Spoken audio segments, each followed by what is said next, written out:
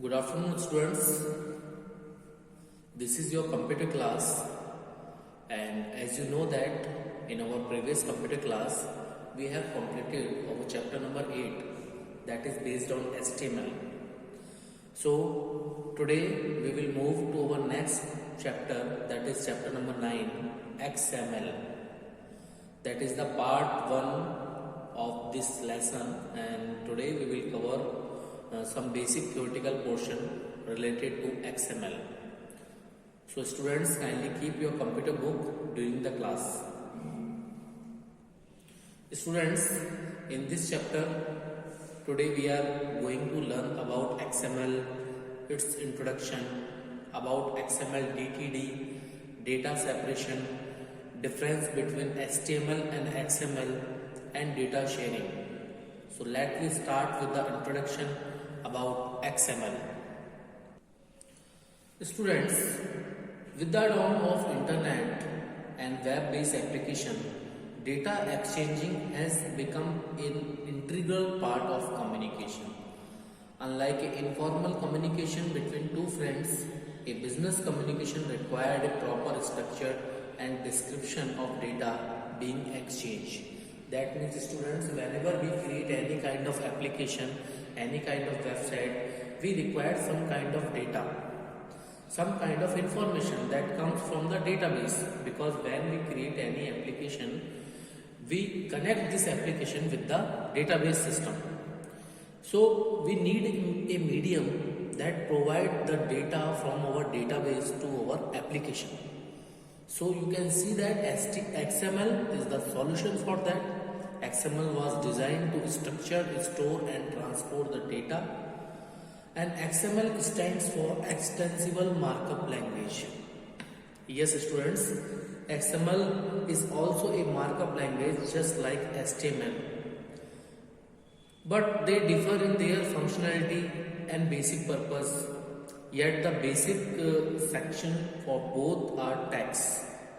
That means in HTML, you know that there are predefined text that we are using, but in XML we can define our own text. Before we proceed it is important to understand the basic difference between these two languages. So we will understand later about the difference between XML and HTML, but for now you know XML stands for Extensible Markup Language. It is used to design, structure, store and transport the data, and data will be transported from the database system to our application. It never does anything to data, and XML was designed to be both human and machine readable. Students, you know that if we can define our own tag in XML, we surely need some kind of validation for them. And what is validation? Validation is a process of checking a document against a DTD. And what is DTD? DTD stands for document type definition. So XML uses this DTD to describe its data to user and application that use it. Okay?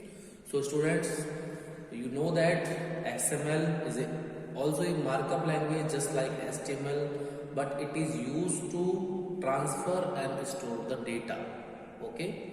And in XML we can define our own tag, and everything in XML is self-describing. So such languages are called meta markup language, and it always uses document type definition DTD that we understand later. It is used to describe its data to users and application that will use this data. Okay. Now, what is XML DTD?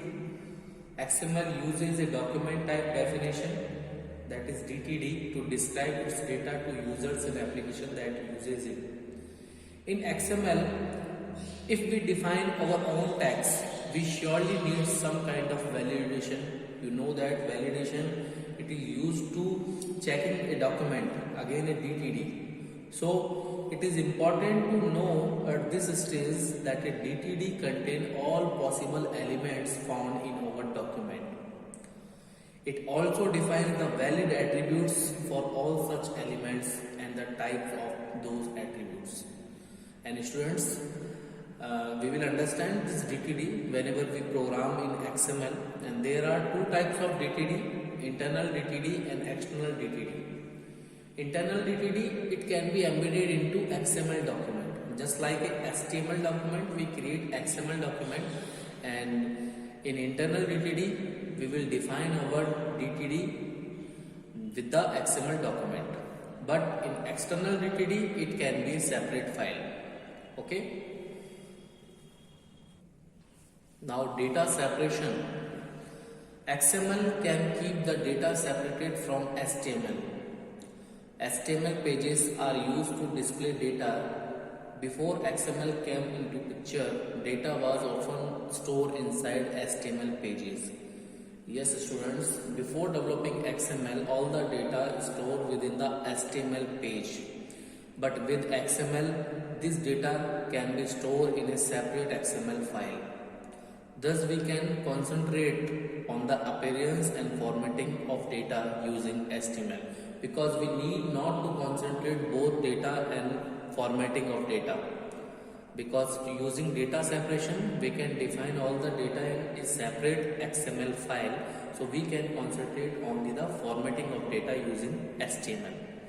And be sure that changes in the underlying data will not force any changes to our HTML code.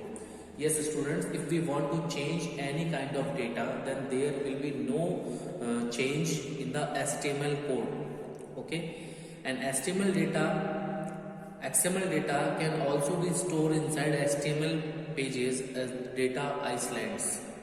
Yes, students, we can define our XML data into a HTML page using data island.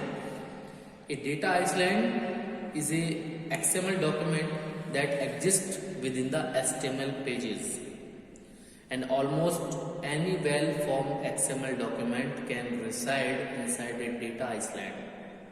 Yes, students, if we want to combine both data and formatting of data, so we can use both XML file with the HTML by using data island. And data island can be inline or external. Okay. On the other hand, if we use HTML alone, we cannot separate the formatting features from the data, as they are always bound together. Okay, students. So now let me discuss the difference between HTML and XML. Yes, students, HTML was designed to display data with focus on how data looks, because we will perform all the formatting tools with the HTML for designing to display our data, to display our page. Okay, while XML was designed to be a software and hardware independent tool which is used to transport and store data with focus on what data is. That means XML is not related to any formatting features. It is used to transport and store and structure the data only. Okay. Now HTML is a case insensitive, because we can use both capital letter and small letter text. There is no any effect in HTML code, but XML will be the case sensitive, because we have to take care about capital letter and small letter in the XML code. Now next difference is in HTML we will use all the predefined text like HTML, head, body, title, h1, h2. These tags are all predefined tags that we are using in HTML. But in XML, you can define your own tag. That means custom tags can be defined in XML programming. Next, HTML, there is no binding to use closing tags, because there are some kind of element to like empty element. There is no foundation to use closing tag, but in XML it is compulsory to close all open tags. because whenever we define any custom tag in XML, we have to close it also. And HTML is used to design web page. You know that on the client side, client means your web browser. We will define all our web page on the client side by using HTML, but XML is used to transport the data between your application and database. Because whenever you connect your application or your website with the database system, it is to be required to transport the data from the database to the application. So XML is the medium which is used to transport the data between application and database. That means we can update all kinds of data through the application. We can view all kinds of data from the database. We can perform all the operations related to the data that is reside in our database system. Now, data sharing. Students, big organization thrives on stable database. Many applications require different database for various purposes. This makes it difficult for other interrelated applications to use a common data structure across various platforms. XML is an answer for such a problem. Various database contains data in incompatible formats. Since we know that XML is nothing but plain text, hence it provides an independent way of storing data which is neither dependent on any hardware nor the software. Such databases can easily be shared across various applications. So students, XML is able to share different formats data from various databases with the application. If you are using multiple applications, then you can easily transport this data with the multiple applications also, and there will be no duplication of data. Okay, because XML uses various database format to keep the data in a simple text format. Students, you know that HTML is not safe to share data, because whenever we right click on any HTML page, we can see the all source code of entire page. This source code can be contain any data, any formatting data, but with the use of XML, it is safe to share the data because it never provides the data information. In the source code, you can see only the formatting code, not data code, because data code will be separated by using the XML file. So students, what you understand today, XML is also a markup language which is used to store and transport the data between applications and database system. And before that we are using HTML, it is only for designing the web page, only for designing the formatting, but there is no concept of data. But using XML, we can transport any kind of data from the database system to our application. And in HTML, we are using the predefined tags, but in XML, we are using custom tags. And there is a foundation of closing all the open tag in XML. Okay, and there is a DTD, that is document type definition, that will use by the XML for describe its data to users and application that will use this data. Okay, so data communication between website and database system or your application become very easy by using XML, and XML will stand extensible markup language. Okay, so this is for today. Now your homework. Kindly revise all explained points of today's class from your book. Yes student, this is the theoretical portion. So you have to read out all these things very carefully from your book. Keep your written work up to date into your copy and revise your PT3 syllabus, that is chapter 5, 6 and 7. So I hope you have complete all these things like revision of syllabus and completion of your written work. So you have to revise all these points very carefully, students.